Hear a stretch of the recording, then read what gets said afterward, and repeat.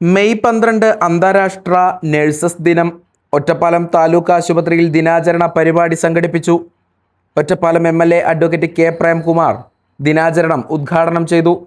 നഗരസഭാ chairperson MK Jayasudha അധ്യക്ഷനായി. Retired nursing superintendent P കല്യാണിയെ ചടങ്ങിൽ വെച്ച് പൊന്നാടയണിയിച്ച് MLA ആദരിച്ചു. നഗരസഭ വൈസ് ചെയർമാൻ K രാജേഷ് നഴ്സുമാർക്ക് സമ്മാനങ്ങൾ വിതരണം ചെയ്തു.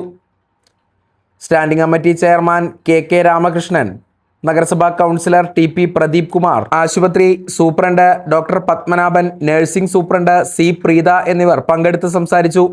നഴ്സുമാരുടെയും ജീവനക്കാരുടെയും വിവിധ കലാപരിപാടികളും അരങ്ങേറി.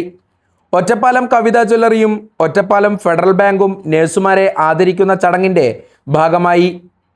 News for you online Ottapalam.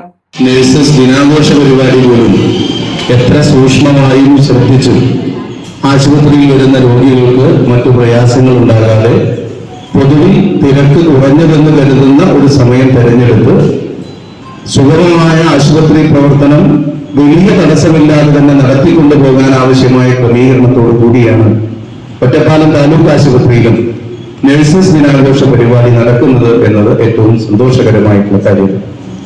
നമുക്കറിയാം, നമ്മുടെ നാട് അഭിമാനപൂർവ്വം തല ഉയർത്തിപ്പിടിച്ചു നിൽക്കുന്നത് കേരളം എല്ലാ കാലത്തും വിദ്യാഭ്യാസ രംഗത്തും ആരോഗ്യ രംഗത്തും ലോകത്തിന് തന്നെ മാതൃകയാകുന്ന നിലയിൽ നടത്തിയ പ്രവർത്തനങ്ങളുടെ ഭാഗമായിട്ടാണ്.